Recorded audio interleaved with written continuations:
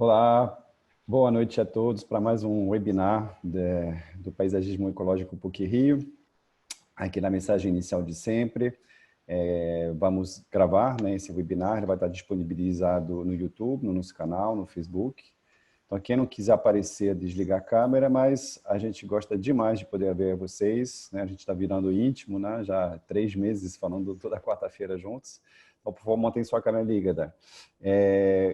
Lembrem que quem fez a inscrição para conseguir o certificado tem que botar o nome completo e a instituição. E se quiser falar qualquer outra coisa calorosa, a gente agradece também. E temos uma excelente notícia, acabamos de lançar e abrir as matrículas para a 4ª turma, com ensino online e apenas uma semana presencial no final, no final do terceiro semestre, para encerrar tudo, uma semana no Rio de workshop comigo e com a Cecília durante uma semana, né, com visitas e trabalho de diretoria de workshop. Cecília, você quer complementar alguma coisa? Acho que posso falar, né, que a pós-graduação ela é uma conjunção de 6 departamentos da PUC-Rio: arquitetura, urbanismo, engenharia, biologia, ciências sociais, direito e estou esquecendo geografia. E ainda com professores convidados das universidades federais e alguns professores convidados estrangeiros também ao longo desses 3 semestres. É um projeto que eu e a Cecília montamos completamente do zero, com uma leitura sistêmica da paisagem, onde a gente cruza, né, os domínios abióticos, bióticos e socioculturais. Cecília, quer complementar alguma coisa? A gente está na 4ª turma, né? Foram 3 turmas presenciais, e a gente tem sempre alunas nossas aqui, né, acompanhando, que eu estou vendo aqui.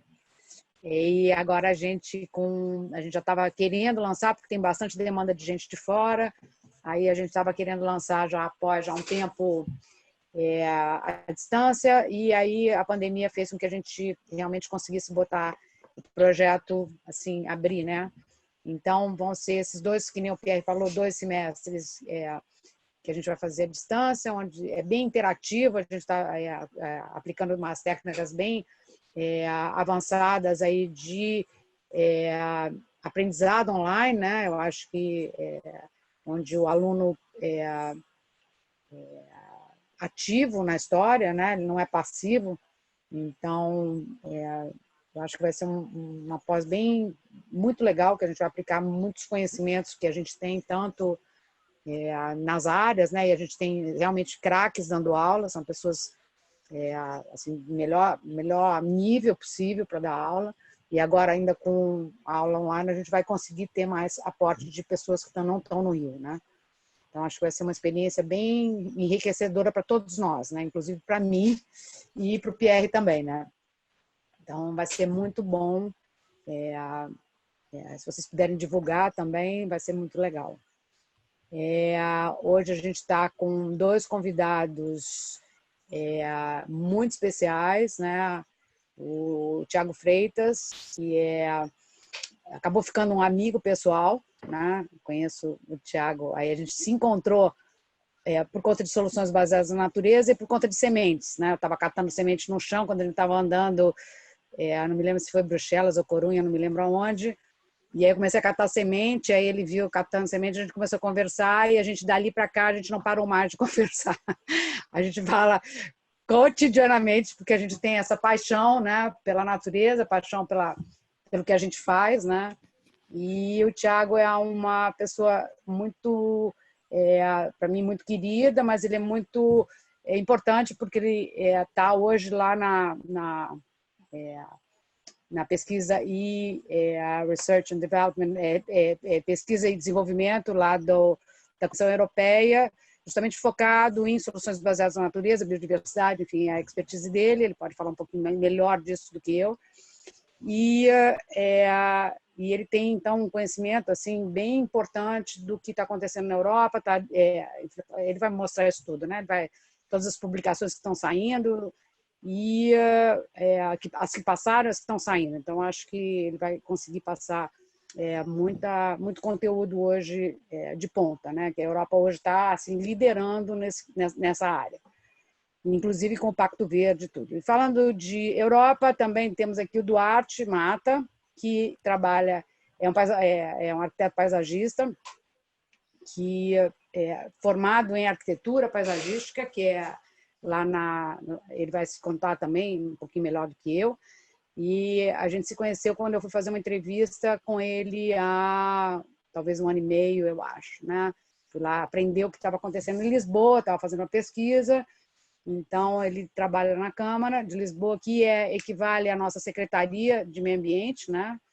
Eu acho que é mais ou menos essa equivalência que Câmara para a gente é de vereadores e lá a Câmara é a Secretaria, né? Então, ele vai apresentar para a gente os trabalhos que estão acontecendo, né? O plano e os projetos que estão sendo implantados. Como sempre, cada um vai ter 15 minutos, depois a gente vai ter a nossa conversa e aí a gente também já começa a conversar com vocês pelo chat, né? Começar a ler o que vocês, levantar as questões que vocês vão colocando, as perguntas, as colocações. E também gostaria muito que todos vocês colocassem de onde vocês são, né? Qual instituição, qual cidade, tá? E todos muito bem-vindos. Tiago, vamos começar? Vamos.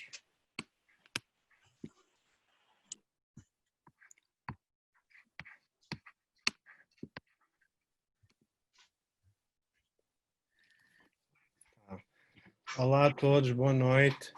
Meu nome é Tiago Freitas. Como a Cecília falou, eu trabalho na Comissão Europeia, na Direção-Geral da Investigação e da Inovação, desde 2016.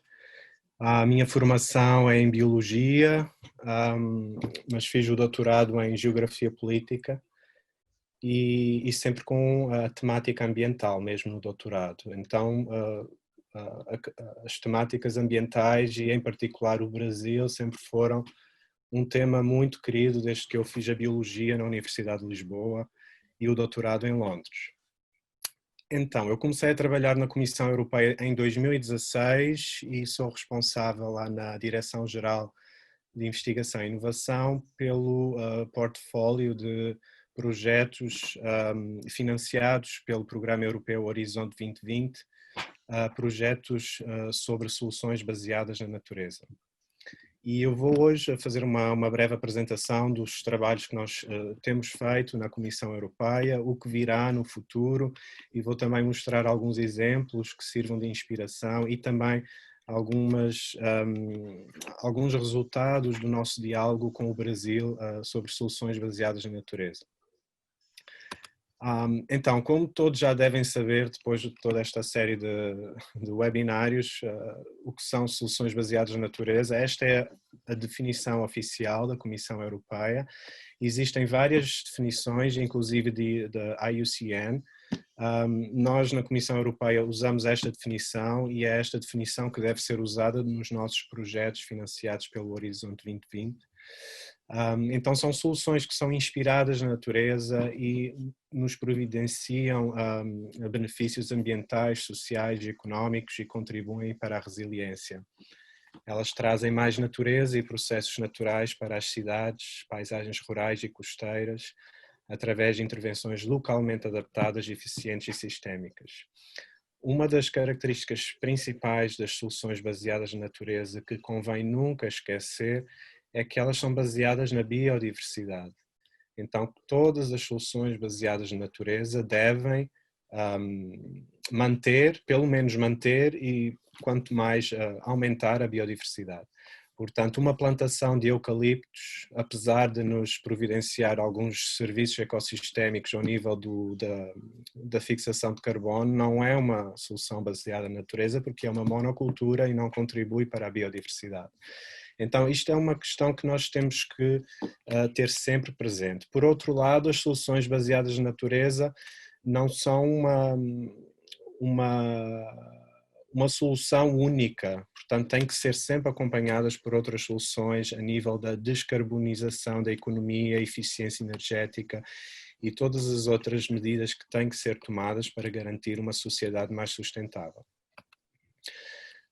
Só para terem uma ideia, o conceito de soluções baseadas na natureza é relativamente recente, mas tem aumentado exponencialmente a menção a este conceito de soluções baseadas na natureza em jornais académicos. Como vocês veem, praticamente antes de 2015 não haviam publicações que mencionassem este conceito e atualmente existem cada vez mais publicações, relatórios, iniciativas sobre soluções baseadas na natureza e para tal muito contribuiu o trabalho da Comissão Europeia e do seu programa Horizonte 2020, mas também o IUCN e a Convenção das Nações Unidas para a Mudança Climática, que também cada vez mais trabalha sobre este tema.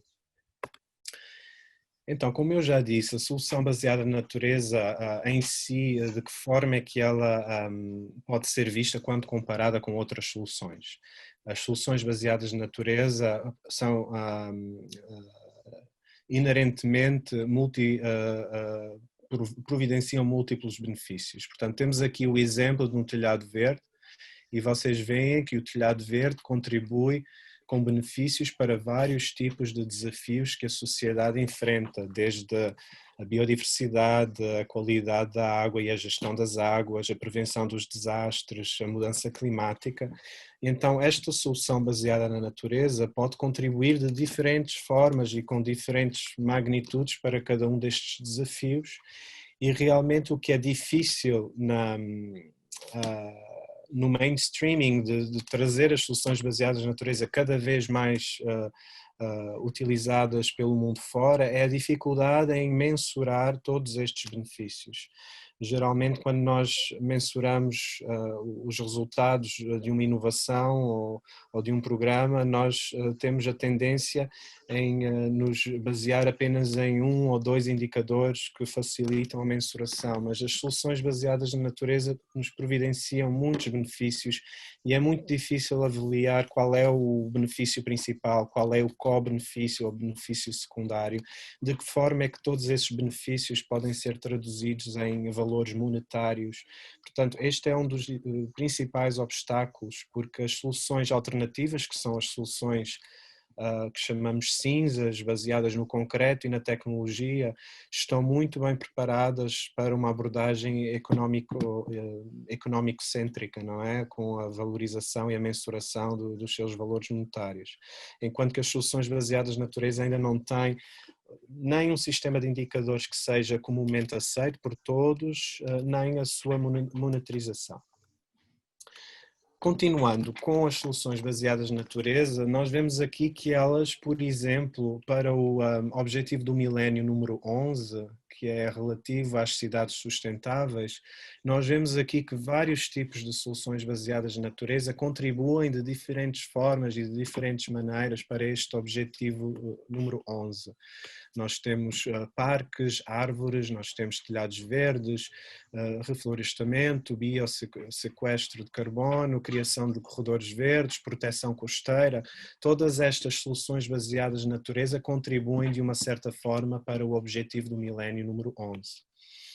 Então nós continuamos com esta narrativa de que as soluções baseadas na natureza são soluções muito úteis para responder aos desafios do milénio, porque com uma só solução baseada na natureza nós podemos atingir vários objetivos do milénio ao mesmo tempo.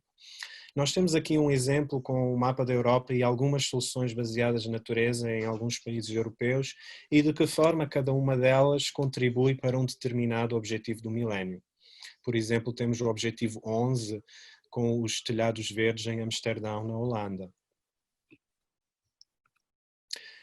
Temos aqui vários exemplos, algumas imagens para ilustrar vários tipos de soluções baseadas na natureza que foram implementadas na Europa e que fazem parte do nosso portfólio de projetos, desde a reabilitação de áreas úmidas, jardins filtrantes, renaturalização de rios, tetos e paredes verdes, biovaletas, áreas verdes, entre outras.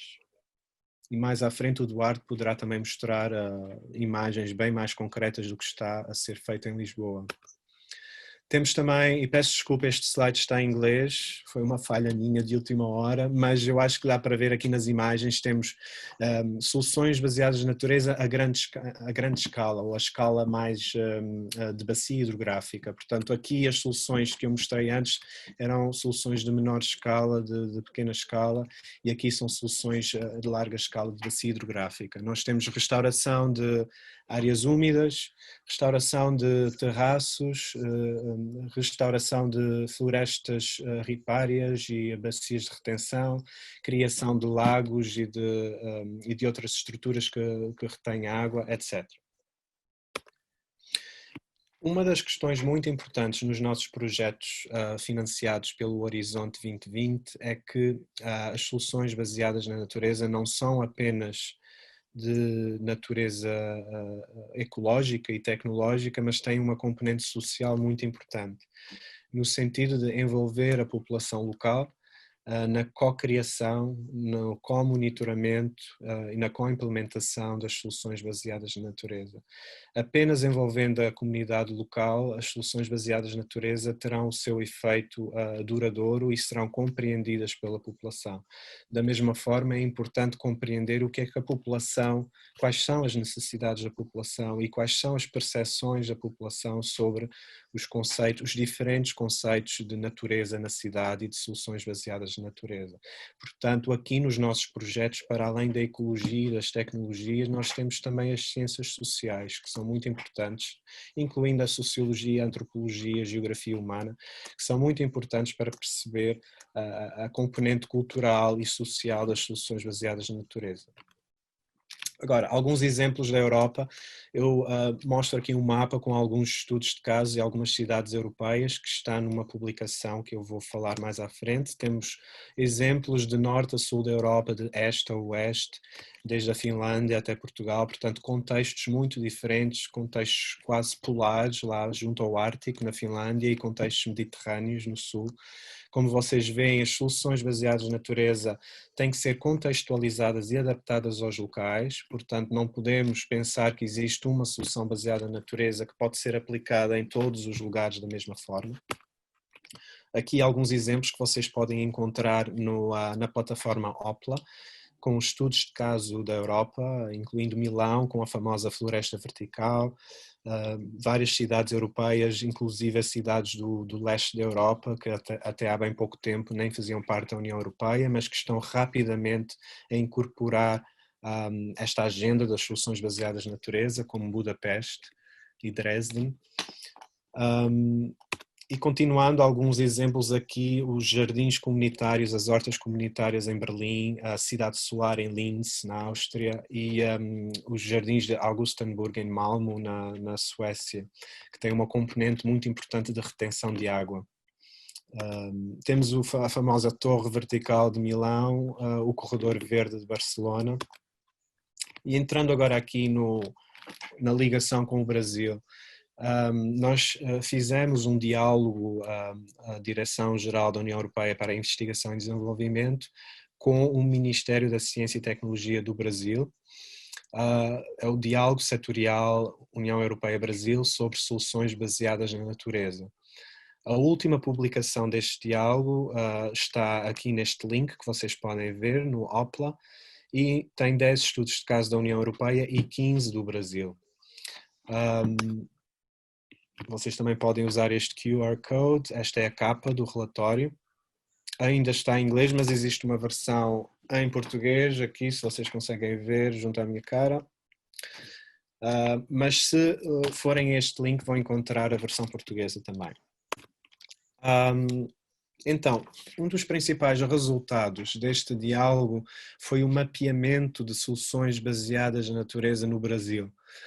As soluções que foram mapeadas, e aqui a Cecília conhece muito bem este trabalho porque ela foi uma das peritas que trabalhou neste relatório, portanto graças à Cecília nós conseguimos mapear soluções em quase todas, em praticamente todas as regiões do Brasil, em vários biomas, desde a Mata Atlântica, o Cerrado, a Amazónia, soluções que respondem a desafios desde a gestão das águas, restauração de ecossistemas, ilhas de calor urbano, inundações, deslizamentos de terra, erosão costeira. Então temos aqui um portfólio muito diversificado de soluções baseadas na natureza. E a mensagem principal que eu queria passar é que a mega biodiversidade do Brasil pode ser uma solução para todos estes desafios e dar inspiração não só para os brasileiros, mas também para o mundo, para a Europa. Isto foi um dos grandes aprendizados deste diálogo setorial.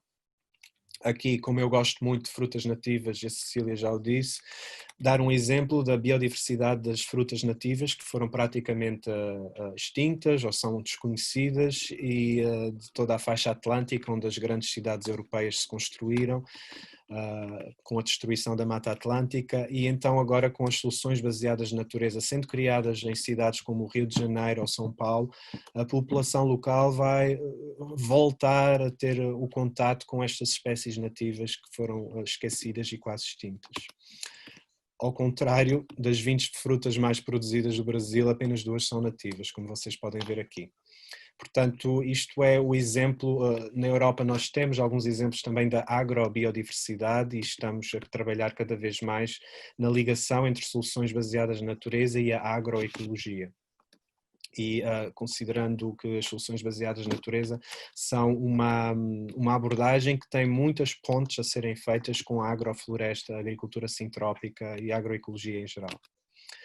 Só para terminar, para ter uma ideia, nós temos no nosso programa Quadro Horizonte 2020, nós financiamos praticamente 200 milhões de euros em projetos sobre soluções baseadas na natureza, desde projetos de investigação, como aqui o Naturvation e o Nature for Cities. Temos também 8 projetos de demonstração em cidades, 3 projetos de demonstração a nível de bacia hidrográfica, um projeto sobre as soluções baseadas na natureza e o setor dos seguros, das seguradoras, e temos também alguns projetos de cooperação internacional com o CELAC, América Latina e com a China. Só para ter uma ideia aqui dos projetos de demonstração em cidades, temos aqui os vários projetos com os seus links, se quiserem acessar. A participação das várias cidades nestes projetos, principalmente na Europa, mas também algumas cidades na América Latina, na China, na África. Os projetos de demonstração ao nível de bacia hidrográfica são o Reconnect, o Fusicus e o Operandum, e temos o NIAD a nível das seguradoras. Finalmente temos esta publicação, que é um relatório de um projeto também financiado pelo Horizonte 2020, chamado Eclipse, e é um relatório que faz uma primeira compilação de indicadores e de sistemas de monitoramento das soluções baseadas na natureza. Este relatório é baseado apenas em leitura bibliográfica e nós esperamos que os projetos de demonstração que estão sendo financiados neste momento vão melhorar e adaptar esta lista de indicadores com uma avaliação no terreno do que é que pode ser feito e o que é que não pode ser feito. Para o futuro, nós temos um novo edital em 2020 que responde ao Pacto Verde Europeu, onde vamos ter editais sobre restauração de ecossistemas e neutralidade carbónica, mas aqui eu queria frisar, mais importante, é um novo programa quadro Horizonte Europa que vai vigorar de 2021 a 2027 e contamos com aproximadamente 10 bilhões de euros no cluster alimentação, ambiente e recursos naturais, que é onde os projetos de soluções baseadas na natureza vão ser ancorados. Só para finalizar, nós temos aqui eu vou brevemente partilhar aqui um relatório que acabou de ser publicado sobre biodiversidade e soluções baseadas na natureza. Este relatório é o primeiro de uma série de relatórios que vai ser publicado um por semana, portanto, nesta semana vai ser publicado um sobre água, a qualidade da água, e estes relatórios são relatórios que fazem uma análise do portfólio de projetos europeus financiados pela Europa sobre soluções baseadas na natureza.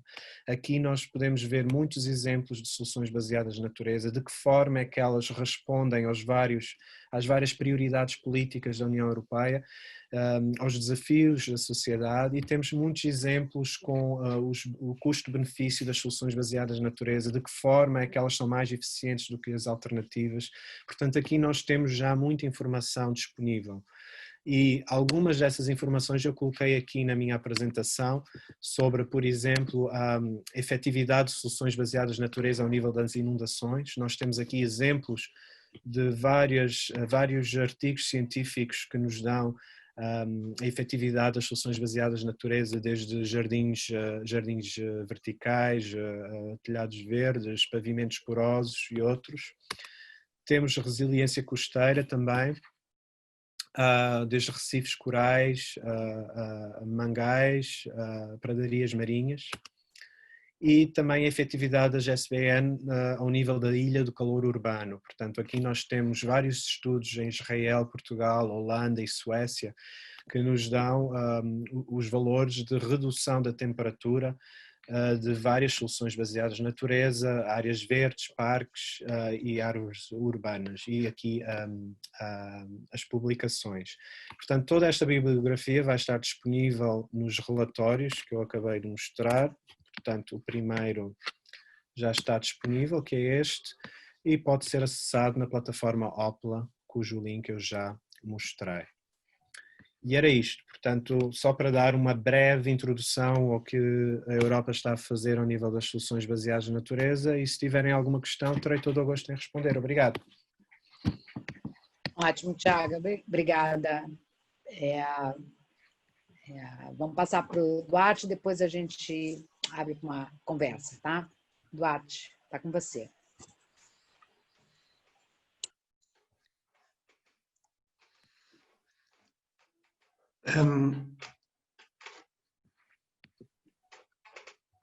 Boa noite. Estão-me a ouvir? Não se ouve? Já percebi. Sim, sim. Sim, dá para ouvir, sim. Estão a ouvir? Sim. Vamos sim. Ok. Obrigado pelo convite para participar neste fórum. Vou fazer uma apresentação que tentará abranger alguns dos trabalhos que nós temos neste momento em curso em Lisboa. Começar por dizer que Lisboa este ano é a capital verde europeia, que foi um objetivo alcançado após 3 tentativas. É uma iniciativa da Comissão Europeia que faz uma avaliação de 12 indicadores ambientais. Esses 12 indicadores ambientais cruzam áreas como a mitigação climática, adaptação climática, resíduos, ecoinovação, eficiência energética, etc. E valoriza depois também, nas cidades que passam à final, depois valoriza o commitment, o comprometimento dessas cidades para com um conjunto de políticas com o qual se candidataram. No caso de Lisboa, foi muito importante fazermos estas candidaturas porque iniciámos este processo com um workshop em Bruxelas e entendemos logo na altura que tínhamos grandes dificuldades, grandes lacunas dentro do município para responder a alguns dos indicadores e, portanto, criámos uma equipa transversal na Câmara que foi crescendo e podemos dizer com algum orgulho que evoluímos em todos os 12 indicadores, em todas as 3 calls que fomos concorrendo. Para isso contribuiu um trabalho de mais de 10 anos de continuidade política no Executivo Municipal, que se iniciou no próximo do ano 2007 e que imediatamente assumiu aqui uma questão fundamental que foi que as políticas municipais passassem a organizar em função de objetivos climáticos. E, portanto, nós logo em 2008 assinámos o Pacto dos Autarcas e ficámos altamente comprometidos com um conjunto de indicadores de redução de emissões que nos obrigaram a alterar as políticas internas de forma a responder às reduções de emissões que seriam de alguma forma bastante transversais. Depois houve uma evolução nas próprias políticas comunitárias e a Comissão Europeia começou a valorizar a questão da adaptação climática e mais tarde acabou por fundir os dois aparelhos, portanto as duas ferramentas, o Covenant of Mayors e o ClimaAdapt, foram fundidos num só, que é o Pacto dos Autarcas para o Clima e para a Energia, que é neste momento aquilo que nos vai balizando e que está neste momento com metas para 2030. Este gráfico que vocês veem, este slide, mostra o conjunto de programas que a Câmara Municipal de Lisboa lançou para responder quer à mitigação climática, quer à adaptação. Digamos que mitigação climática, trabalhamos muitas questões ligadas com a eficiência energética dentro do universo municipal, toda a questão ligada com a mobilidade, com os transportes e também já alguma coisa com as energias renováveis. No caso da adaptação climática, nós trabalhamos muito com os programas de eficiência hídrica, com a identificação daquilo que seriam as maiores sensibilidades climáticas para os anos subsequentes e aqui se cruza um conjunto de programas ligados à infraestrutura verde, que no fundo é a apresentação que farei em seguida. E portanto, desde 2008 que fizemos esta evolução, fomos assinando e fomos alterando um conjunto de ferramentas internas e externas, desde o Plano Diretor Municipal, que foi um momento bastante importante. Em 2012, o Master Plan da Câmara de Lisboa permitiu a criação de uma infraestrutura verde, que até ali não era possível, baseou-se na identificação de uma estrutura ecológica.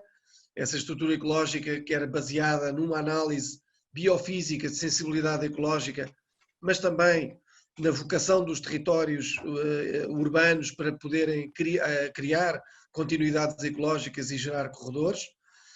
Isso foi uma alteração de fundo, de paradigma, que permitiu a execução de um programa de infraestruturas verdes, para o qual em 2015 Lisboa criou este plano de biodiversidade, que está neste momento no seu último ano desta primeira fase e que é um plano que faz a monitorização de 23 indicadores de funcionamento da infraestrutura verde.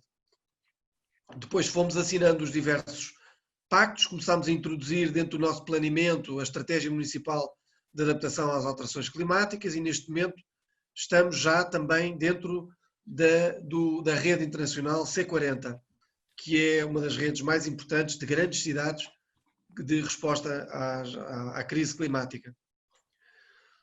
Temos este ano uma situação bastante particular, que todos conhecemos, e que tem aqui algumas oportunidades, se nós conseguirmos descobrir algumas oportunidades neste todo este processo do vírus, do Covid-19, nós conseguimos identificar aqui uma muito claramente e que teve algumas repercussões na cidade de Lisboa, e este gráfico de poluição mostra o decréscimo brutal de dióxido de azoto numa das avenidas mais poluídas da cidade após o confinamento, em que passámos a estar abaixo do limite que até à data não era conseguido com regularidade. E, portanto, em todo o período de confinamento, nós, com uma redução de automóvel, conseguimos perceber que tínhamos aqui uma saída e que temos aqui uma saída para, no fundo, reabilitar as cidades. Isto significa que temos aqui um problema nas cidades que tem a ver com a ocupação de espaço pelo automóvel, mas não só.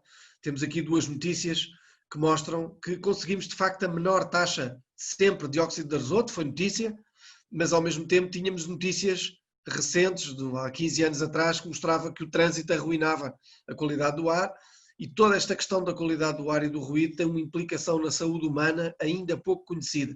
A Comissão Europeia está neste momento cada vez mais a tentar identificar e estudar o efeito que todo este processo da poluição atmosférica tem. Sabemos que na Ásia o processo de envenenamento urbano assume já em algumas cidades questões verdadeiramente dramáticas, com a utilização de máscara obrigatória durante todo o ano em cidades como Pequim e a obrigatoriedade dos jardins de infância para as crianças terem que ser fechados e ventilados e uma série de condições de artificialismo muitíssimo preocupantes. Temos aqui uma primeira imagem do Concelho de Lisboa, portanto Lisboa insere-se numa área metropolitana com 18 municípios, que a cidade de Lisboa é a capital, a área metropolitana tem cerca de 2.800.000 habitantes, a cidade de Lisboa está com cerca de meio milhão e tem cerca de meio milhão que todos os dias se desloca para a cidade.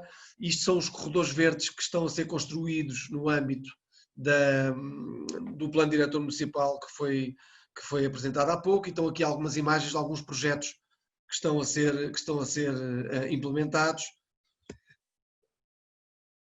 Isto permitiu olhar para a infraestrutura verde pela primeira vez de uma forma diferente, de uma forma mais, digamos, deixámos de trabalhar desde 2008, 2009 com espaços verdes na cidade de Lisboa, passámos a trabalhar com infraestrutura verde, demos aqui um passo. Na verdade demos 2 passos, porque o primeiro foi a criação de continuidades ecológicas, passámos de espaços verdes para estrutura verde, e depois, próximo de 2015, quando introduzimos o plano da biodiversidade, nós introduzimos os serviços de ecossistemas e introduzimos a infraestrutura verde. E, portanto, passámos a olhar para todos estes sistemas, estas ferramentas que podem promover, produzir efeitos benéficos para os humanos e os urbanos. E isso permitiu também algo muito interessante, porque a cidade de Lisboa, não tendo propriamente um mecanismo financeiro espetacular, ela tinha saído em 2008, 2007 de uma crise financeira muito grande, e próximo de 2010 tivemos a grande crise financeira do subprime e, portanto, a cidade de Lisboa teve um crescimento da estrutura verde em crise económica durante bastante tempo.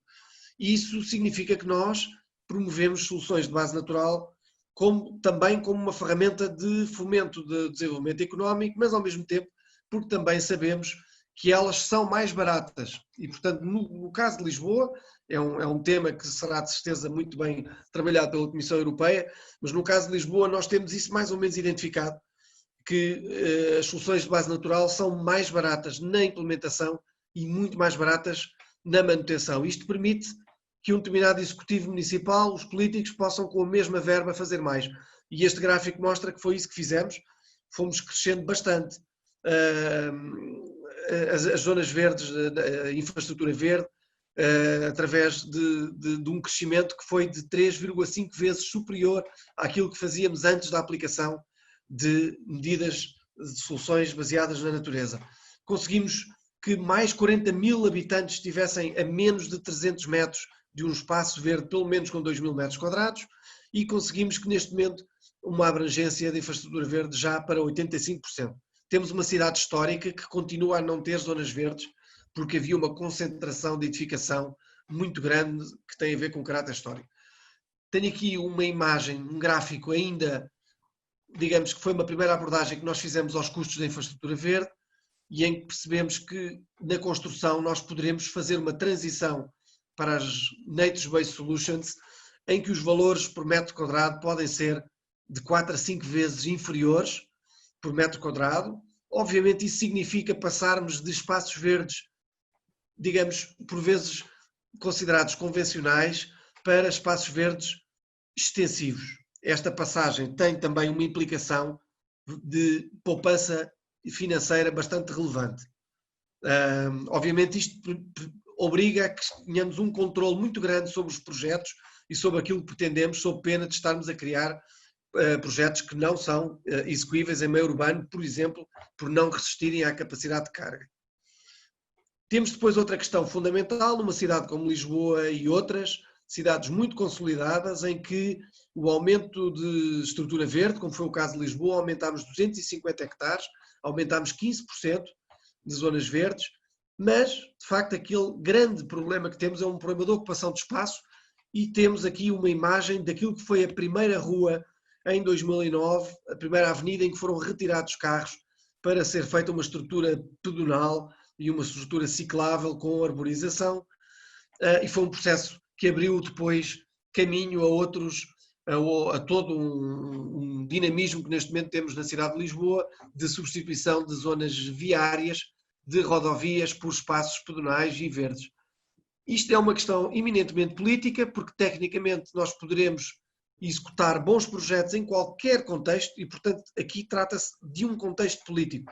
E esse contexto político foi fortemente avaliado pela Comissão Europeia na final da Capital Verde, porque foi preciso ganhar 4 eleições seguidas com este programa para que isto se conseguisse fazer. Não se fazem estes programas em círculos de 4 anos, foram precisas 4 eleições, e acreditem que a questão de retirar automóvel e colocar o verde não foi uma questão pacífica, e por várias vezes isso foi central na discussão eleitoral.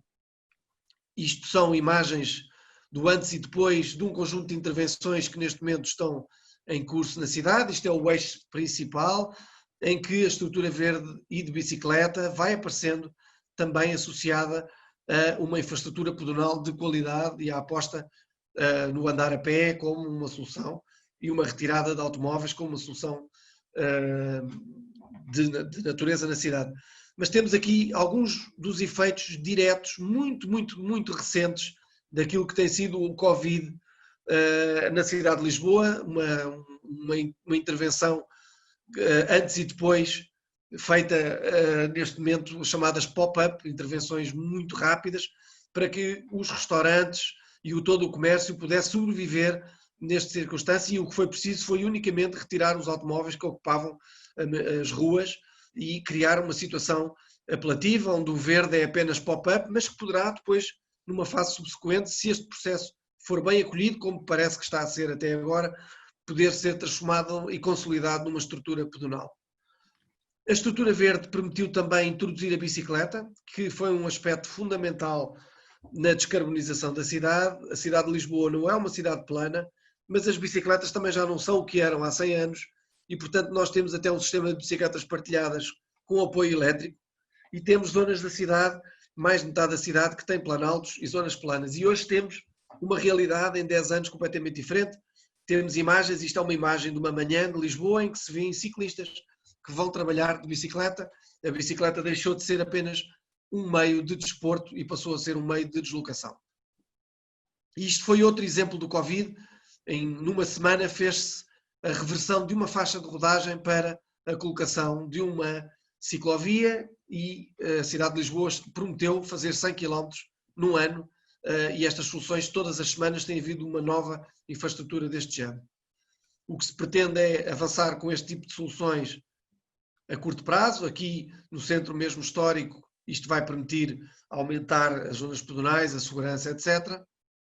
E as intervenções de solução de base natural passam, sobretudo, não só pela construção dos corredores verdes, mas também a forma como eles são feitos. E portanto, temos aqui alguns dos programas que rapidamente passava a apresentar e que respondem a questões climáticas. Os prados biodiversos, que respondem a uma alternativa aos relevados. Em Lisboa e no sul da Europa não chove entre abril e outubro, faz muito calor e, portanto, rapidamente os espaços verdes precisam de rega e isso significa fazer pressão sobre um recurso escasso e um recurso dispendioso em energia e tratamento para bombar toda a água que vem até de longe, na maior parte das vezes, para produzir espaços que nem sequer são tão biodiversos como isso. E, portanto, os prados biodiversos são soluções que permitem não utilização da água e a promoção da biodiversidade, bem como captação de carbono e de azoto no solo. É um caso muito interessante. Há aqui algo que o Tiago também falou e que nós estamos, neste momento não mostrarei muito mais, mas estamos a instalar estes tais jardins filtrantes, que são estruturas flutuantes com plantas que retiram o fósforo e o azoto da água e fazem, portanto, uma depuração natural. Temos as hortas urbanas, que têm uma importância social muito interessante. Temos as soluções de drenagem natural, que têm permitido fazer espaços verdes muitíssimo mais simples e muitíssimo eficazes e já agora muitíssimo mais baratos, que é muito importante para quando estamos a fazer um projeto. E depois temos também plantações de árvores massivas em mancha para conseguir responder ao efeito da ilha de calor. E como podem ver, isto afeta não só os corredores verdes em construção, mas também a qualificação de estrutura verde já existente. Temos um exemplo, por exemplo, de um parque urbano central, que é aqui o Parque Eduardo VII, que é mesmo no centro da cidade, é um parque dos anos 40, em que todo o sistema de drenagem está neste momento disfuncional, porque ficou colmatado com areia e com material ao longo dos anos, e nós neste momento, se fôssemos refazer o sistema de drenagem, nós iríamos matar imensas árvores que estão já muito desenvolvidas e, portanto, todo o sistema do parque vai entrar em obras e vai funcionar só com drenagem à superfície. Todo o parque vai funcionar só com drenagem à superfície. Mas estamos a construir outros de origem, como este, que será um parque recreativo, será um parque um amusement park, não sei como é que posso dizer isto, em português nós chamamos disto uma feira popular, mas digamos, não sei, Tiago, se queres ajudar a dizer como é que eu vou dizer isto. Um parque temático. Um parque temático, exatamente. Será um parque temático, mas na verdade será um parque arborizado, um pouco à semelhança daquilo que se faz na Suécia e na Alemanha, onde depois são instalados os equipamentos e que todo o sistema de drenagem natural está a ser construído, como podem ver aqui, para fazer retenção. Tem aqui o esquema de drenagem, onde toda a água é concentrada e infiltrada in situ, na medida do possível, e depois tem os descarregadores de superfície e a drenagem convencional, quando necessário. Temos aqui outro exemplo que está em obras. Isto é a Praça de Espanha, que é no fundo uma área central da cidade de acumulação de águas. Costumamos ter aqui fenómenos de cheias bastante relevantes e toda esta área está a ser em obras. Isto já não existe, estas estradas já estão demolidas e o que vai ser construído e vai ser inaugurado para o ano é uma estrutura de infiltração in situ e um parque urbano enorme. Isto já está a funcionar assim, do ponto de vista viário, e agora está em construção o parque urbano, que será uma obra que foi considerada uma obra modelo da capital verde. E de facto temos aqui uma questão de discussão, uma questão interessante e que se aplica às soluções de drenagem em Lisboa. Esta imagem são imagens de cheias, nós temos alguns fenómenos muito rápidos de cheias e as soluções de base natural têm os seus limites e algumas questões em Lisboa não vão ser resolvidas dessa forma porque se entendeu que as soluções de base natural, face à impermeabilização das bacias, à grande impermeabilização, não teriam uma solução eficaz resolvida dessa forma. Vão ser investidos muitos milhões de euros em soluções muito pesadas, são soluções que não têm de facto outro objetivo senão resolver este problema das cheias, através da construção de túneis, o que é uma pena não ter conseguido em tempo útil que as bacias hidrográficas ficassem suficientemente disponibilizadas para que nós pudéssemos ter soluções de base natural, onde depois tínhamos todo um conjunto de benefícios colaterais que beneficiavam toda a gente. Toda a drenagem natural que nós estamos a construir nestes parques resolvem o assunto das cheias, mas têm co-benefícios enormes, nomeadamente porque conseguimos criar parques urbanos onde as pessoas retiram um conjunto de benefícios com o mesmo dinheiro. Uma rápida passagem pelo projeto das hortas urbanas, que começou apenas em 2011, está aqui uma imagem, na altura está aqui o Presidente da Câmara, que atualmente é o Primeiro-Ministro, a inaugurar este projeto, não se sabia bem o que é que isto ia ser, e hoje é uma imagem de marca da cidade. As hortas urbanas estão na cidade toda e fazem realmente a cidade encontrar-se nos parques para produzir os seus próprios alimentos. Isto é uma imagem já alguns anos depois, do mesmo parque, tem um caminho público, já temos 20 parques, já temos 700 famílias a cultivar e as pessoas circulam nestes parques e interagem com os hortelãos com bastante à vontade. Temos um regulamento bastante apertado para que os parques tenham um bom desenho e que sejam recebidos muito bem por todas as pessoas que estejam à espera de um parque urbano, não se fiquem desapontadas com um parque hortícola. Temos, portanto, os parques a serem desenhados em bairros muito diferentes, os chamados renda alta, renda média, renda baixa. Todos os desenhos são bem aceitos e temos tido bastante interesse neste processo. E existe uma ação COST em que nós participamos e que tem uma publicação que pode ser adquirida, julgo que ela não está disponível na internet, mas é uma ação COST em que as hortas urbanas na Europa foram analisadas por um conjunto de países. Aqui está a ferramenta climática dos prados biodiversos. No fundo é um prado florido que depois é cortado nesta altura do verão, em que nos encontramos aqui, e atravessa o verão cortado e castanho e depois rebenta novamente verde no outono, não consome água. Esta é uma imagem de um prado que já tem 8 anos de funcionamento e que nunca recebeu uma gota de água para ser visto desta forma exuberante. Isto é uma fotografia da primavera, mas isto é uma outra fotografia de uma campanha que fizemos desta ferramenta climática. Precisa concluir. Tenho que concluir. E para concluir dizendo que estamos a querer substituir a irrigação de espaços verdes onde não é necessário, onde não é possível, onde não é eficiente a utilização de água potável. Estamos a trabalhar com a empresa intermunicipal de tratamento de esgotos e estamos a tratar a água para ser reutilizada na cidade. Já temos até em algumas situações, temos aqui uma imagem de uma boca de rega, onde é possível abastecer caminhões de lavagem de ruas com água tratada e perfeitamente segura, e temos 3 estações de tratamento que vão alimentar e esperamos ter uma cobertura de 25% até 2025. É um projeto muito ambicioso que está em curso. Temos depois estas plantações de árvores que fazemos todos os meses com a população. Esta plantação, fizemos uma plantação de 20.000 plantas em 12 de janeiro de 2020, já no âmbito da Capital Verde e do projeto LIFE. Estamos a plantar 100.000 árvores em 4 anos para reduzir a onda de calor.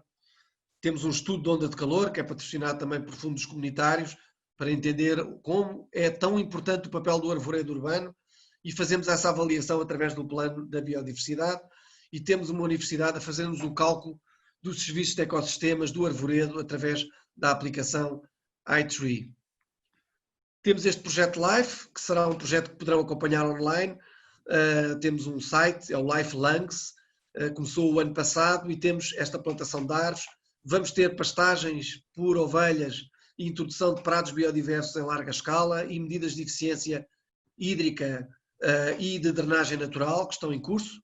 Tem 4 grandes ações e propomos fazer a replicação desta ferramenta para a área metropolitana de Lisboa. É um projeto feito com a cidade de Málaga, em Espanha, que é uma cidade sujeita a forte restrição de água e altas temperaturas, e é um projeto que vai mostrar como a infraestrutura verde é, ela em si mesmo, uma ferramenta de adaptação climática. Portanto, o projeto é um projeto climático. O último slide é este projeto que o Tiago já tinha abordado, que é o Conexos, que é um projeto que vai começar no dia 1 de setembro, que é um projeto que envolve a Universidade de São Paulo, aí no Brasil, envolve Buenos Aires, o Chile, Santiago, envolve também a Colômbia e um conjunto de parceiros na Europa e na América Latina, através da parceria da União Europeia com os países da América Latina, e que vai fazer o co-creation das soluções de base natural. E nós em Lisboa vamos nos focar em 3 bairros com classes sociais diferentes, mas que têm em comum o facto de terem muito pouca zona verde interna, e vamos tentar criar com as pessoas e com um conjunto de Living Lab interno, vamos criar o tal verde que falta. Muito obrigado, peço desculpa por me ter alongado, e estou disponível para qualquer questão que queiram colocar. Muito obrigado. Muito obrigado. Excelente debate, muito inspirador, muito... Inclusive estão pedindo, se você puder disponibilizar a apresentação, o Tiago já disponibilizou a dele, colocou aqui no chat. É muito inspirador, claro, eu acho que a gente está precisando muito desse conhecimento, né? De saber que isso funciona, que isso está sendo aplicado, né? Isso daí realmente precisa de vontade política, e é um dos trabalhos que a gente vem fazendo há muito tempo, é a advocacy, né? É advogando pela natureza na cidade, né? E ver a apresentação tanto do Tiago mostrando como a comunidade europeia está ativamente incentivando a pesquisa, a inovação, a introdução agora, né, inclusive de projetos piloto que possam dar subsídios para mais conhecimento, né, sendo monitorados, quanto a cidade de Lisboa, que é um exemplo incrível de como transformar, né? Eu conheço bastante Lisboa, quase morei lá no começo da década de 90, e tenho ido bastante para lá, que eu estou com 2 filhos morando lá. Então, tenho acompanhado essa transformação de Lisboa de 90 para cá, né? Vi toda a urbanização desenfreada que aconteceu, e agora esse movimento de retomada, né? De retomada da natureza na cidade. Então, eu acho que essa sua apresentação foi brilhante, né? Eu acho que as 2 apresentações são extremamente inspiradoras mesmo, né? Para que a gente leve isso para frente e que a gente consiga também chegar nos tomadores de decisão, né? Em quem resolve o que a gente tem como cidade, o que como país também. Eu acho que assim, fiquei super feliz de assistir as 2 apresentações. Pierre, está sem som. Eu Achei muito interessante ver assim, a quantidade de compromissos assumidos, né, pela Prefeitura de Lisboa ali. A gente vê que essa transição para o verde envolve comprometimento de fato, né? Então a gente vê que uma série de pactos assinados de comprometimento com a prefeitura junto com diversas entidades, né? Isso é muito relevante. E também eu acho muito interessante a variedade de escalas propostas, né? A gente olha para o território e tem coisas que atravessam o território do município todo e tem operações pontuais, né? É um típico trabalho de paisagem, multiescalar em várias escalas ao mesmo tempo, intervenção de grande porte, intervenção de pequeno porte, intervenções muito focadas no uso pela população, que eu acho que também é interessante, sair um pouco, né, dessa ideia da paisagem como um cenário bonito e entender que a paisagem é um lugar onde o homem interfere, onde o homem coloca as mãos, onde o homem pratica, né? Onde o homem até coleta, inclusive, né? Insumos. Eu acho muito importante a gente voltar para essa nossa condição de agente da natureza, dentro da natureza, operando. Então, eu acho um trabalho realmente muito profundo, muito maravilhoso, se descobrir, acho que 90% das propostas, né? Eu fiquei muito satisfeito e acho que eu vi as perguntas aqui muito inspirador. Tem uma série de pessoas já inspiradas e tomara que assim isso inspire, né? Que eu acho que provavelmente esse webinar vai poder ser divulgado junto a pessoas com papéis políticos, né? E funções de funções públicas, como as funções de vocês, né? Para poder trazer esses exemplos aqui para o Brasil, né? A gente tem alguns municípios já se comprometendo. Mas, por exemplo, Cecília e eu, que somos do Rio de Janeiro, vemos que é uma cidade que hospedou a Eco 92, é uma cidade que tem um papel, assim, tem uma simbologia mundial, né, em relação a um uso sustentável do território, um uso regenerativo do território, mas que não sai dificilmente nem do papel, né? Então, acho que a gente vamos aproveitar, mostrar esses bons exemplos aí trazidos. E principalmente, Tiago, essas pontes, né, que estão sendo feitas justamente para poder fazer uma repartição dos conhecimentos, uma repartição das informações e permitir que essa conexão das informações para poder fortalecer, né, que essas iniciativas não sejam alocadas no hemisfério norte, né, mas essa ponte muito interessante junto com o Brasil.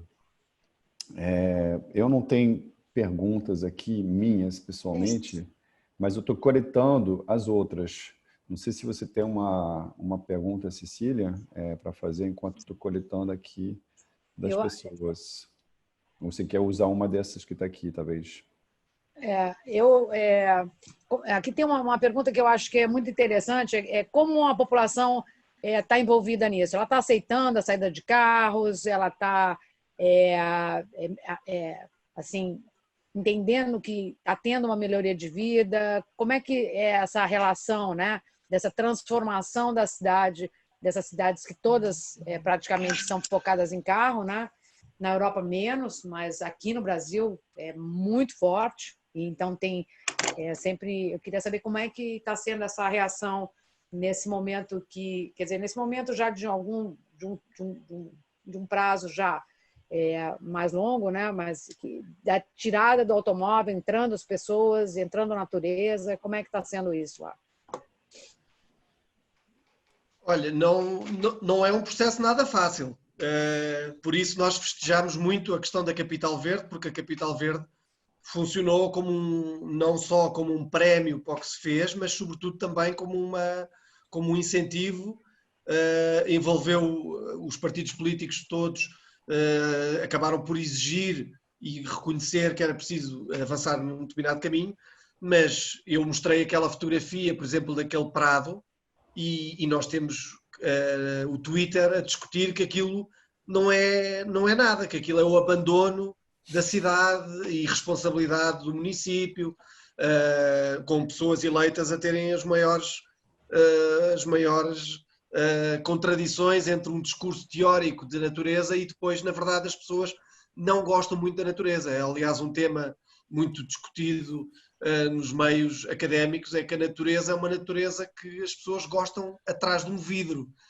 A ideia de que as pessoas estão no quentinho, numa casa confortável, a ver lá fora um ambiente selvagem, mas aquele vidro é o que nós na cidade tornamos uma cidade muito artificializada. Portanto, as pessoas consideram muitas vezes que a natureza deve ser a natureza que vem nas revistas de jardins, portanto, com muitas flores, com muita água, e tudo isso um pouco biodiverso, mas muito estético. Portanto, este confronto está permanentemente a existir.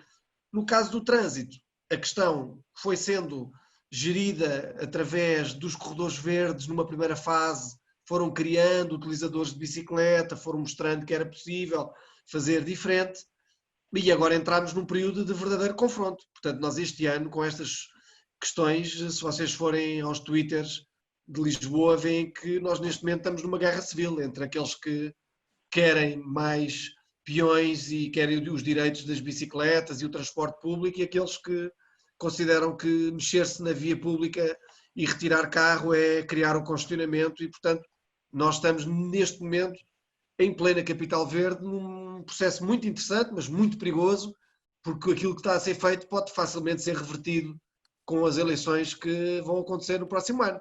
Felizmente agora em França os partidos verdes conseguiram ganhar quase todas as câmaras municipais grandes, à exceção de Paris, onde foi uma coligação com os verdes e, portanto, as políticas verdes tiveram, em alguns casos, um teste fundamental. Eu acho que em Lisboa vai ser também um grande teste, ver se a cidade consegue fazer este programa que está a fazer e ser valorizada por isso. Mas para já há muita gente a valorizar e há 10 anos atrás não havia. Havia um grande descontentamento, mas as pessoas nem tinham bem noção do que era necessário, para onde é que se pegava para dar um caminho à cidade. Pelo menos há um caminho. Ótimo. Eu acho que essa questão é em todo lugar, né? A mudança de cultura, né? A cultura do carro, né? É muito forte durante muito tempo e tem muitos interesses por trás disso também. Então, acho que essa virada, né, do foco na vida, né, das pessoas e da biodiversidade é crucial realmente para fazer essa virada. Pierre, tem perguntas aí? Pelo horário,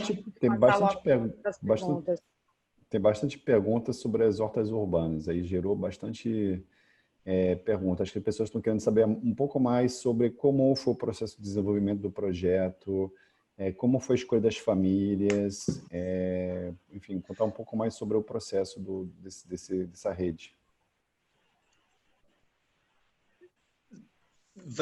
Tem a ver com as hortas urbanas? Sim, hortas urbanas, exatamente. Pronto, as hortas urbanas, de forma muito sintética, a Câmara Municipal desenhou uma solução homogénea, portanto uma solução de desenho que permite replicar o mesmo modelo. Os talhões têm umas áreas pré-definidas, normalmente à volta dos 80 metros quadrados, e depois as pessoas concorrem a um concurso público, pagam uma taxa baixa pelo acesso ao terreno e têm que assinar um contrato em que o terreno tem que estar cultivado, tem que estar limpo e são sujeitas à fiscalização, porque aquilo, na verdade, elas estão a promover um serviço coletivo. Porque nós, quando circulamos num parque, em vez de termos um canteiro de flores, temos um canteiro florido de produtos hortícolas. Mas tem que estar bonito, não pode ter sacos de plástico, não pode ter... Quer dizer, tudo está normalizado para que o utilizador do parque urbano se sente a ler um livro e a usufruir de um serviço. Isso tem corrido muito bem e correu, de facto, muito melhor do que imaginámos. No início nós não sabíamos bem o que é que ia acontecer. O que é que nós valorizamos? Não tem as pessoas que têm acesso aos terrenos hortícolas, das duas uma, ou o espaço partiu de um espaço hortícola já existente e nós valorizamos as pessoas que já lá estavam e ficam num espaço novo e não têm que ir ao concurso, digamos. Ou então o espaço é totalmente novo e nós valorizamos a distância mais curta à horta, porque nós queremos que as pessoas vão à horta e, portanto, normalmente são os vizinhos e já tivemos situações em que os vizinhos se conheceram na horta e moravam no mesmo prédio há 20 anos e nunca se tinham falado. E encontraram-se na horta e partilham as ferramentas, são obrigados a partilhar, cerca de 6 pessoas partilham um abrigo onde guardam as botas e guardam algumas ferramentas. Não há muitos assaltos, são zonas razoavelmente seguras porque eles próprios fazem de vigilantes do parque e por isso, em algumas circunstâncias, nós fazemos parques de raiz, não é? Do start from scratch, não é? Em que colocamos as hortas urbanas exatamente como um motivo de atração de segurança de parques e, portanto, tem sido um processo muito bem conseguido. É agricultura biológica, orgânica, fazemos formação, é obrigatório fazer essa formação, as pessoas têm que fazer essa formação e rapidamente cá está, é uma solução baseada na natureza. As pessoas às vezes são pessoas que moravam fora da cidade e que tinham até já conhecimentos de agricultura, dos pais ou dos avós, e achavam que iam fazer agricultura de uma determinada forma, e com a agricultura biológica em espaços urbanos conseguem perceber que se poupa nos pesticidas e que acaba também por valorizar a sua horta, sem ser preciso estar a gastar químicos, nem nada disso, através da utilização de sebes biodiversas, a promoção dos polinizadores, é algo que estamos a trabalhar agora também bastante, com a plantação de sebes floridas, e as próprias hortas servem também como hotspot de biodiversidade, porque há sempre qualquer coisa em floração naqueles espaços. Tem sido uma experiência interessantíssima. Uma pergunta sobre a água. Se a água é disponibilizada pelo município? Sim. Há uma taxa de água para que as pessoas não consumam demais e este projeto LIFE vai fazer monitorização dos consumos. Nós fazemos rega manual, não deixamos que as pessoas coloquem sistemas de rega automáticos, porque se o fizessem não iam ao parque. E, portanto, nós obrigamos as pessoas a irem regar ao parque. É uma forma de... Elas têm direito àquele espaço, mas têm que nos promover também um serviço. O serviço de vigilância, o serviço de estarem lá no parque. E por isso, de 2 em 2 dias no verão, têm que lá ir. Porque senão as coisas morrem. Mas as pessoas não sabem regar, gastam demasiada água e nós no LIFE vamos fazer formação do que é que se deve fazer para gastar menos água. Vamos monitorizar antes da formação e depois. Vai ser, no fundo, uma medida apenas de software mental, de formação. Porque na mesma mangueira vai ser a mesma. Mas uma das coisas é melhorar o solo. É tapar o solo, é utilizar as técnicas de permacultura, é saber exatamente que se deve regar a terra e não as plantas. E, portanto, eu acho que nós vamos conseguir poupanças muito interessantes. Em alguns casos as pessoas vão ter menos doenças nas plantas, porque as pessoas regam imenso e geram problemas com isso. E vai ser tudo à custa de formação. Pronto, aí o LIFE vai ser sobretudo formação, depois temos uns sensores para medir só o que é que se está a gastar. Muito interessante, porque aí a horta está virando um item de educação ambiental. Vocês estão ensinando como cultivar através da horta, se dando o terreno e explicando como manter ainda com técnicas de agrofloresta, né, de criação de camada de serapilheira, né, de matéria seca por cima, né, de matéria em decomposição. Fiquei bem inspirado aqui. A gente tem exemplos aqui também de hortas, né? A gente tem as hortas cariocas, mas não tem as formações atreladas. Isso é muito interessante, a questão da formação para poder criar essa rede, né? E a gente imagina... Vocês têm uma ideia de toneladas de alimento que está saindo? Porque deve ser um apoio para a alimentação e para a renda também bem interessante. Também não, é uma questão econômica ali também, né? A maioria das pessoas está neste processo por hobby. São pessoas que... Portanto, nós só temos cerca de 8% das pessoas que estão nas hortas é que são desempregados. Não têm emprego.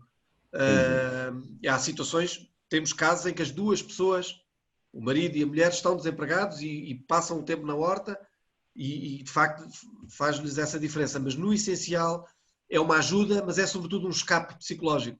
Ir para a horta, mexer na terra, falar com o vizinho, falar com a pessoa que passa. Há pessoas que dizem que perdem imenso tempo a falar com as pessoas, que as pessoas, toda a gente que passa quer comentar, perguntar, e portanto há ali uma rede social, toda a gente é especialista, toda a gente fazia de outra forma, ou conhecia quem fizesse de outra forma, e portanto está a ser um processo giro. E por exemplo, nós temos muitos brasileiros a cultivar, é uma dos grupos que temos identificado, temos vários cidadãos de várias nacionalidades e origens a cultivar. É muito transversal. Muita gente de Cabo Verde e depois aparecem produtos muito diferentes que têm a ver também com as experiências que as pessoas trazem. Muito, muito, muito interessante como, ao invés de falar de futebol, agora as pessoas vão falar de legumes, né? Isso é um crescimento. Falam de futebol. Mesmo assim, não deixa de falar, né? Não deixa. Muito bom. Cecília, você Bom, quer fazer uma Tiago, pergunta? aqui entrou uma pergunta para você, há um tempo atrás, perguntando a questão dos co-benefícios como é que pode se medir co-benefícios de SBN? Eu enviei o link para, eu já não lembro do nome do participante, Okumura, não é? Celi Okumura. Então, eu enviei o link do relatório Eclipse, que eu falei na apresentação, que faz uma seleção de indicadores e de sistemas de monitoramento de soluções baseadas na natureza, respondendo a 10 tipos de desafios, não é? Entre os quais as ilhas de calor urbano, a gestão da água, engajamento social, enfim, todo o tipo de desafios socioambientais. Então, isso é uma lista bibliográfica com várias fontes que podem ser usadas para instalação de sistemas de monitoramento nos municípios. O que nós não sabemos ainda é de que forma isto pode ser generalizado a nível europeu. Neste momento estamos testando esses indicadores nas nossas cidades que fazem parte dos nossos projetos piloto. E cada cidade está adaptando os indicadores de uma certa forma, porque diferentes municípios têm diferentes capacidades de monitorar têm diferentes desafios que devem ser medidos. Então, passar daí até ao nível internacional vai ser ainda mais difícil. Se dentro da Europa já é difícil encontrar um sistema único de indicadores, eu não sei até que ponto isto pode ser usado no Brasil. Mas eu partilhei o relatório porque pode servir de inspiração e alguns indicadores podem provavelmente ser usados também no Brasil.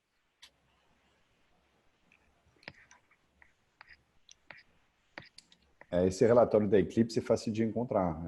Você compartilhou, mas se alguém não conseguiu encontrar, que o chat está muito comprido, é extremamente fácil de achar na internet. Assim, não tem complicação. E talvez você possa adentrar um pouquinho sobre essa ponte que está sendo no Brasil, né? Acho que tem gente que está interessado. Você trabalhou, já te encontrei aqui na tua cidade favorita, Brasília, né? Uma das. E tem muita gente se perguntando se tem algum apoio, algum incentivo para iniciativas. Eu vi essa pergunta saiu logo no início, assim, acho que você estava falando ainda, se tem algum apoio aqui no Brasil, se você está sabendo de alguma coisa nesse sentido.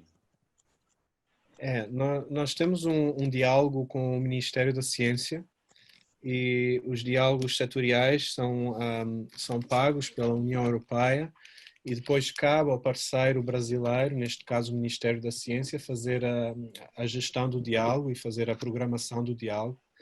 No caso das soluções baseadas na natureza, nós já vamos no terceiro diálogo setorial e o resultado do segundo diálogo setorial foi o relatório que eu mostrei na apresentação e o terceiro diálogo setorial, o principal resultado é um livro sobre soluções baseadas na natureza e os desafios da água, que eu espero ser publicado ainda em 2020. Portanto, estes são os principais resultados desse diálogo. Não há propriamente um sistema de apoios para a cooperação em pesquisa científica dentro do diálogo setorial. O diálogo setorial funciona como uma troca de experiências entre a União Europeia e o Brasil, entre duas entidades, neste caso o Ministério da Ciência e a DGRTD na Comissão Europeia. Mas nós temos o programa Horizonte 2020, em que parceiros internacionais são bem-vindos, podem participar. Portanto, nos nossos projetos de demonstração temos várias cidades da Ásia, da América Latina, que participam. Agora no projeto Conexos, como o Duarte referiu, temos a Universidade de São Paulo. O grande problema que nós temos face à diminuta participação brasileira nesses projetos é que os parceiros brasileiros não podem receber financiamento da União Europeia nestes projetos. Então esse financiamento tem que ser bancado por uma FAPESP ou por algum fundo brasileiro, estadual ou nacional que banque essa participação desse parceiro brasileiro. E isso limita muito a participação brasileira. Na América Latina, apenas o Brasil e o México não podem receber financiamento da União Europeia, porque na altura do programa Horizonte 2020, quando foi aprovado, o Brasil e o México foram considerados como países de desenvolvimento alto e que não precisam de apoio europeu. Todos os outros países latino-americanos recebem, incluindo a Argentina. Portanto, outra questão agora é o Horizonte Europa, que é o próximo programa, e a participação internacional ainda não está definida. Portanto, acabámos ontem ou antes de ontem de ter o nosso orçamento europeu quase aprovado. Foi uma luta até o último minuto entre os vários Estados-membros da União Europeia, uns puxando para lá, outros puxando para lá, não é? Então agora é que vamos ter uma clarificação mais exata do que é que vai ser o orçamento final do Horizonte Europa, e depois dentro do Horizonte Europa vamos precisar com maior precisão, digamos, como é que as várias componentes do programa vai funcionar, quais serão as modalidades entre as quais a participação internacional. Portanto, neste momento eu não sei se o Brasil vai continuar não podendo receber fundos diretamente da União Europeia, mas nos próximos meses iremos saber. Tirando isso, eu não vejo muitas outras possibilidades de financiamento direto entre a União Europeia e participantes brasileiros. Há sempre por vias travessas, não é? Através de fóruns, através de redes de cidades como o ICLEI. Há outros fundos e outras iniciativas de outras DGs da Comissão Europeia, como a DG Clima e a DG DEFCO. DEFCO é desenvolvimento, ajuda ao desenvolvimento, cooperação, e tem o programa Euroclima e Euroclima+. A DG Clima também tem uma série de programas e eu não sei, porque eu não estou nessas DGs, eu não sei quais são os processos desses programas, mas existe muita coisa atualmente. É uma pergunta, assim, curiosidade minha, porque ontem foi celebrado aí foi ontem ou foi hoje? Acho que foi ontem.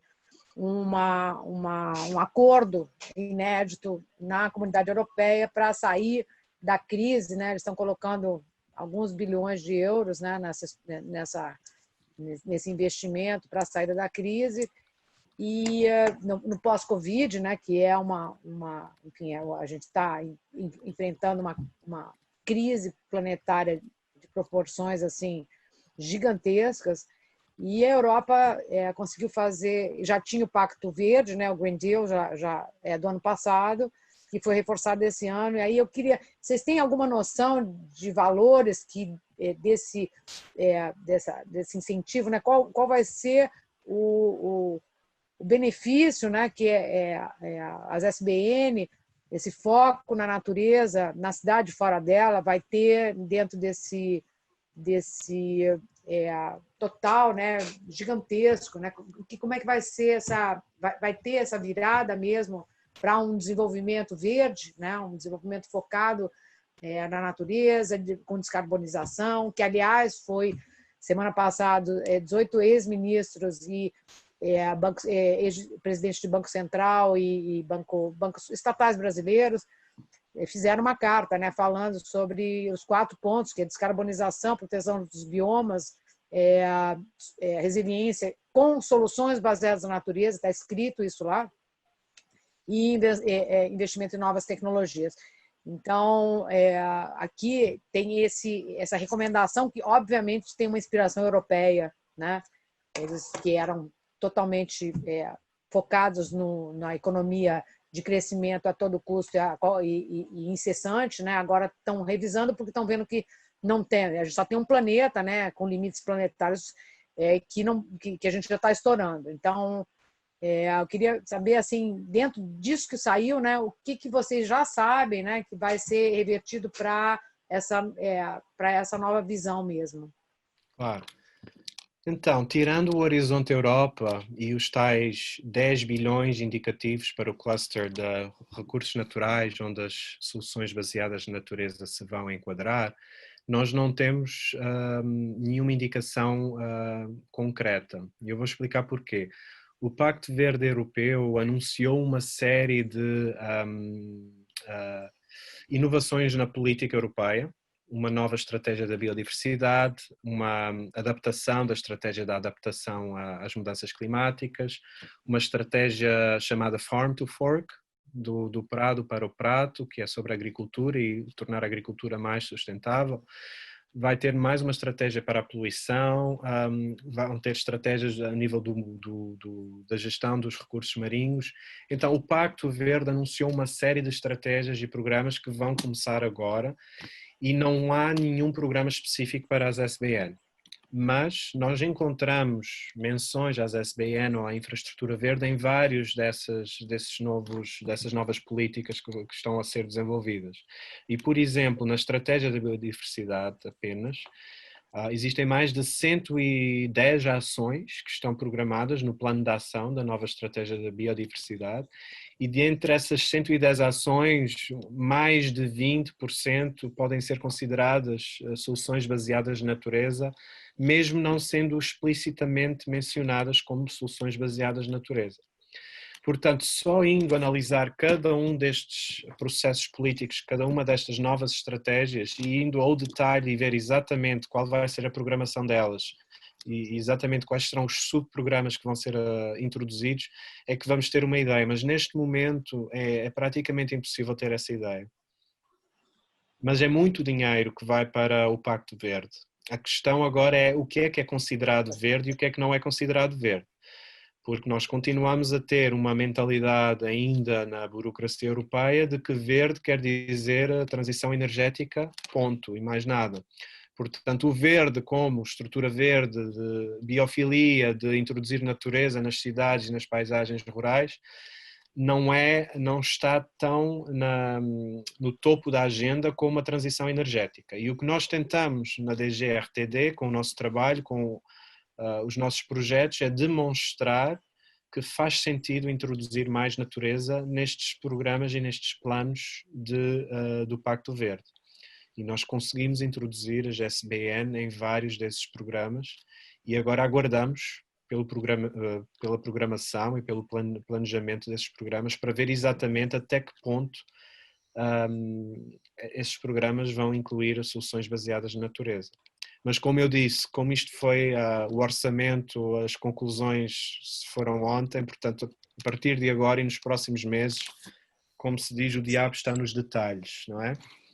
Agora vamos ver com este orçamento e com estas negociações quanto dinheiro é que vai restar para o Horizonte Europa, quanto dinheiro é que vai restar para cada um destes planos e dentro de cada um deles depois iremos ver quanto dinheiro restará para as SBN. Portanto, neste momento, eu só posso cruzar os dedos e esperar pelo melhor. Esperemos, né? Beleza. Pierre, tem mais alguma pergunta? Porque a gente já está avançando aí na hora, né? Então vamos dar mais alguma pergunta aí que você tenha anotado, que seja... Tem várias coisas que foram levantadas, né?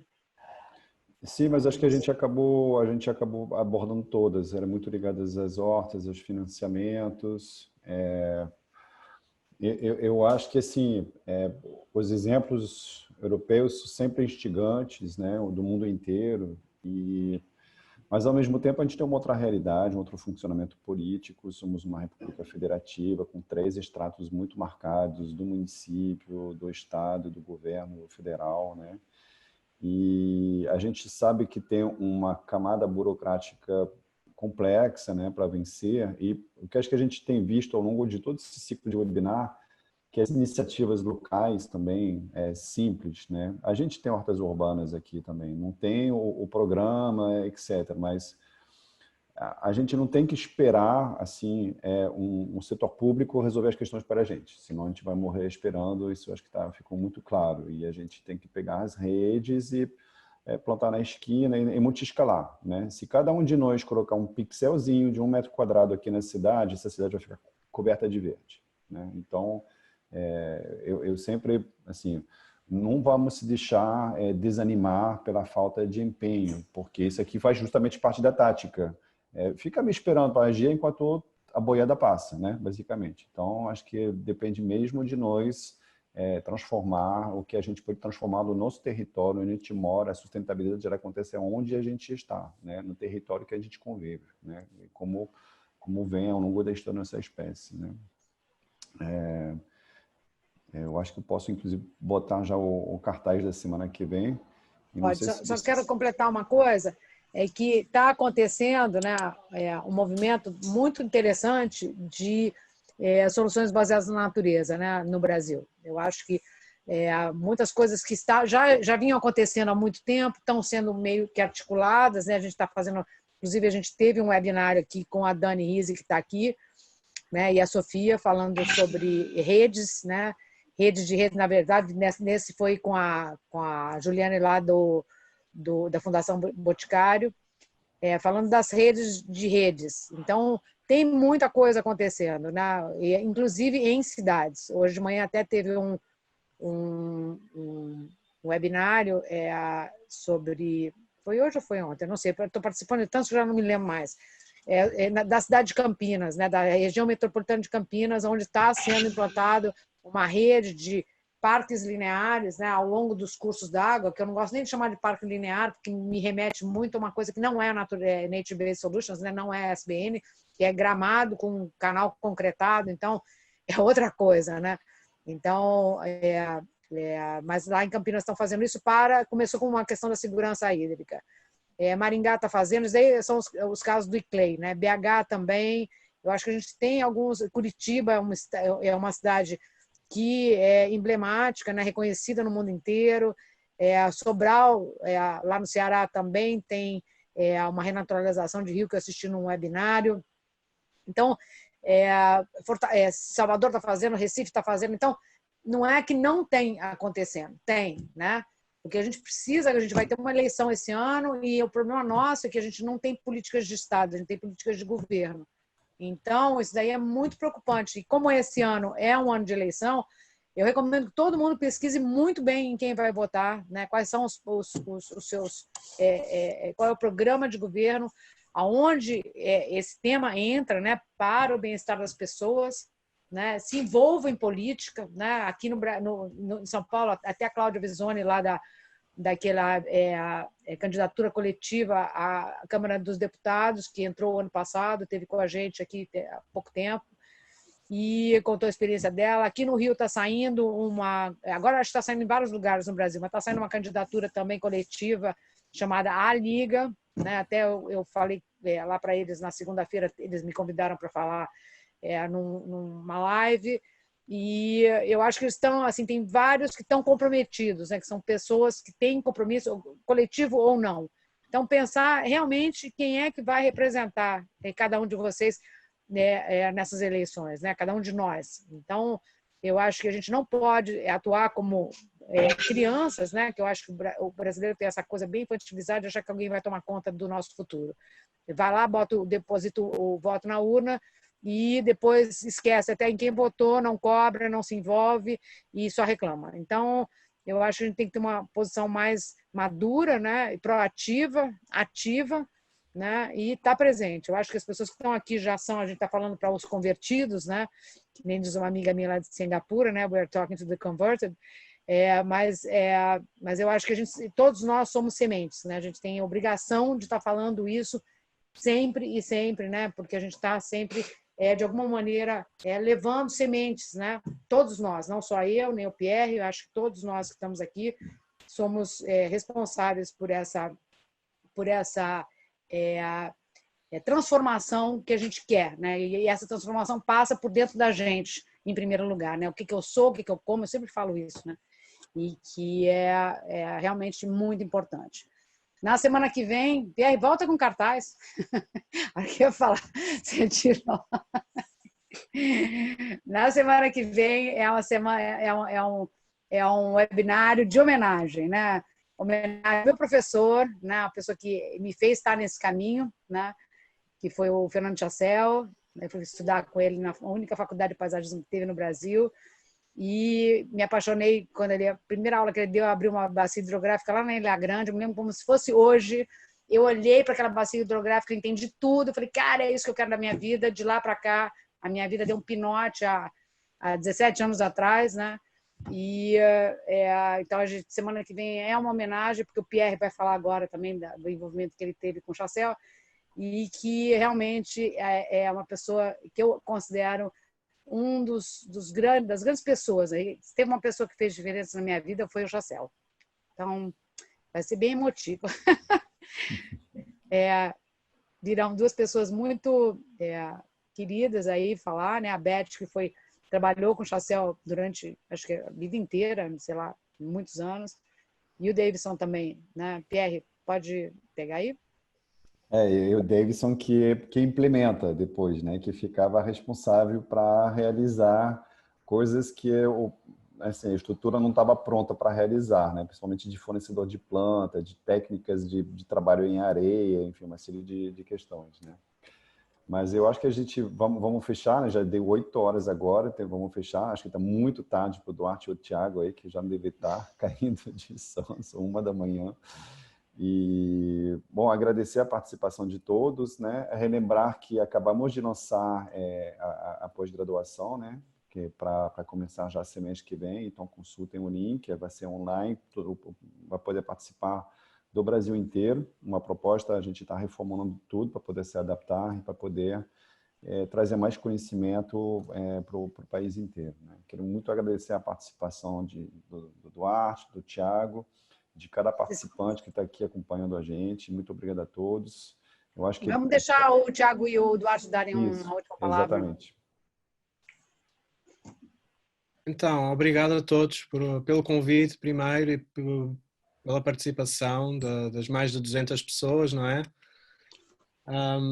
É sempre um prazer participar destas interações com o Brasil, que é o país do meu coração, e muito obrigado à Cecília e ao Pierre, são pessoas que eu admiro muito, e é um prazer conhecer estas mentes inspiradoras brasileiras e trazer um pouco do Brasil para o contexto europeu, que também temos muito a aprender com vocês. E um grande abraço, um forte abraço a todos.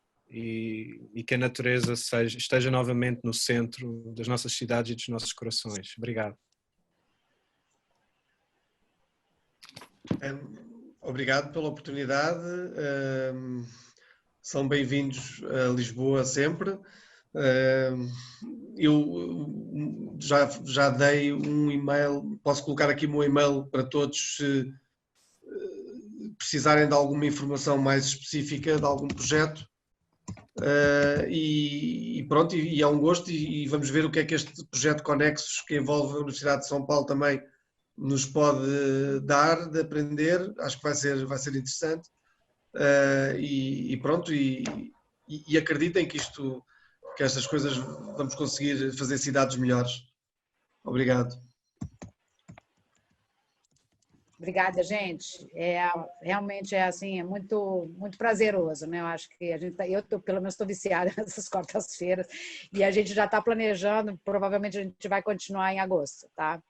Já estamos aí trabalhando para conseguir montar uma série para agosto, né? Continuando, porque a gente ia parar agora em julho, mas a gente decidiu prosseguir. Então vai ter mais quartas-feiras, tá? Quartas-feiras verdes. Boa noite para todos. Muito obrigada pela presença. É uma alegria imensa. Obrigada, Duarte. Obrigada, Thiago. Muito bom. Obrigadão. Obrigado. Beijos em todos. Obrigado a todos. Até semana que vem.